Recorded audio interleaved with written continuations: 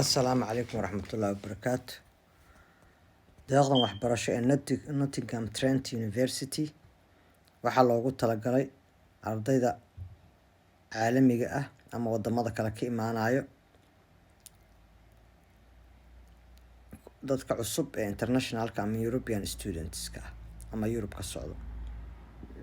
Waxaa la siinaa full time undergraduate iyo postgraduate, waa bachelor iyo master.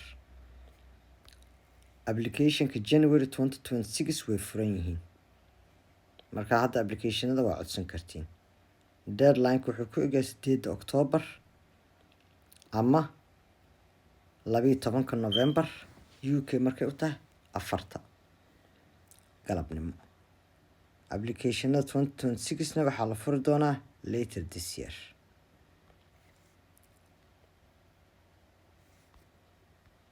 Marka halkan marayso how to apply. Deadline January 2026 ardayda loo qaadan sana dugsiyeedka 2020 waa inaa October 8 soo xareysaa iyo 12 November.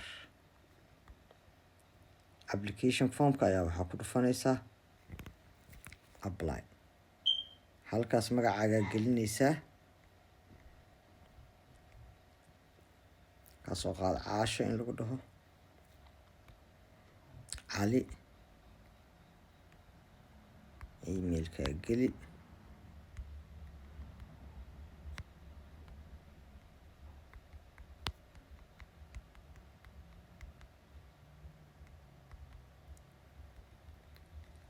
marka halkaas emailka gelisid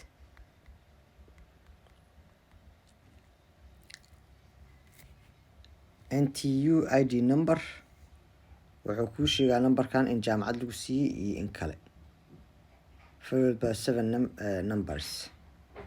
Marka enter halkan lagu leeyahay numberka geli. Course you have offered study.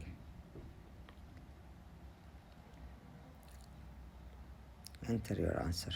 Your application for eligible postgraduate waa kuwaas dadka masterka halkaas ay taabsanayaan. Intee wax ku soo baratay,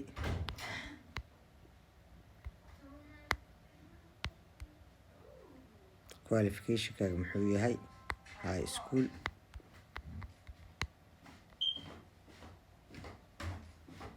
meeqa waa gradekaaga aa ku baastay,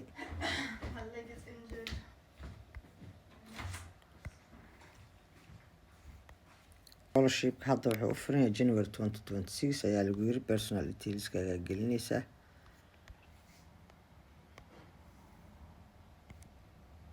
an offer to study on the course with us. Okay, next markaad tirahdid international scholarships formkiisa nationalityga geliyaa lagu yiri.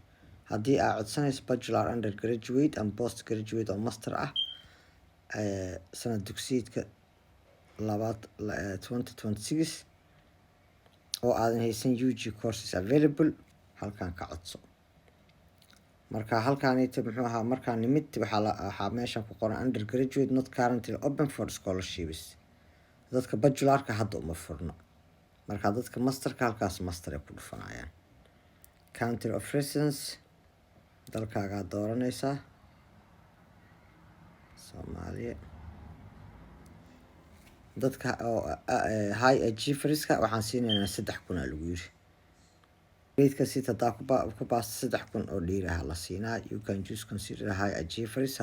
High achievers hadaa tahay yacni lacagtaas waa sii codsan kartaa. Apply high achievers award. Qofkii high achievement haysto waa inaad sii google garaysaa waa maxay high achievementiga ay jaamacaddan ay aqbalayso. Applicationada waxyaabo badanaa kasoo dhexbaxay, wax walba gooni in loo bartay rabaan.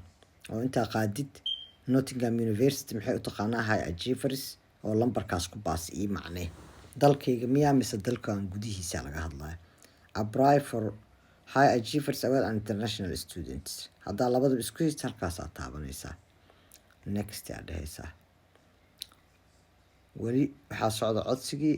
waxaa halkan ay ku taallaa intaa la akhrina maxaa kaa dhigi kara high achiever inaad tahay oo tartankana aa uga badin kartaa. waa ujeedin kor waxaa ku qoran 500 oo xarfooda laga rabaa ee ayna ma isticmaali karti statementigaaga. authentic voice personality in writing not AI version adiga shakhsiyadaada inaan baranaa rabnaa oo aa qalbigaaga ka qortid 500 please write the statement here postgraduate ardayda masterka halkaan markaa maraysiin inta short waaye oo aad naftaada si daacad u qorto waxay kula tahay ayaa muxuu ahaa ila soo xiriiraysaa kadibna page halkan aan kasii anba qaadaynaa